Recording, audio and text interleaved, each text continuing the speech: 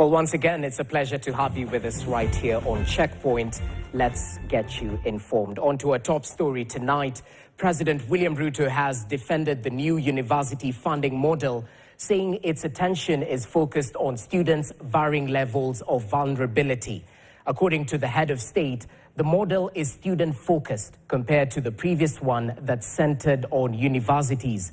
As Hermenegilda Mugeni reports, under this new model, parents of students in Band 1 will only be required to pay 5% of the total fees in universities. President William Ruto has defended the new university funding model, emphasizing that it considers students' varying levels of vulnerability. Speaking at the University of Eastern Africa Baraton graduation ceremony in Nandi County, the president stressed the need for a funding model that focuses on the student rather than the university. We need a funding model that is not focused on the university, but focused on the student.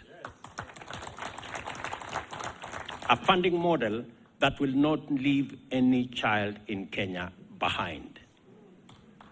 A funding model that recognizes that there are children from vulnerable families. He assured that no student will miss out on scholarships under the new funding model. In this new model, we are increasing scholarship and loan for students from vulnerable families from 80% to 95%. I am persuaded that it is the right thing to do. Under this model, students in the Band 1 category will receive a 70% scholarship from the government and a 25% loan from the Higher Education Loans Bond Hub, leaving their families to cover for only 5% of the fees. For Band 2, students will be granted a 60% government scholarship, a 30% loan, and families will contribute 10% of the fees. Additionally, these students will receive 55,000 shillings for upkeep during their studies. Students in Band 3 will benefit from a 50% scholarship and a 30% loan, with their families required to pay 20% of the fees. Those in Band 4 will receive a 40% scholarship and a 30% loan, with families contributing 30%. This category is for students whose household income falls between 70,000 shillings and 120,000 shillings annually.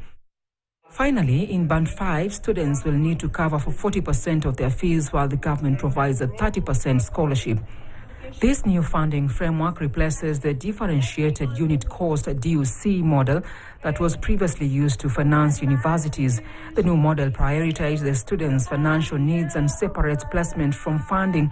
Under this system, universities and TVET institutions will no longer receive block funding through capitation. Instead, students will be funded through a combination of scholarships, loans, and household contributions.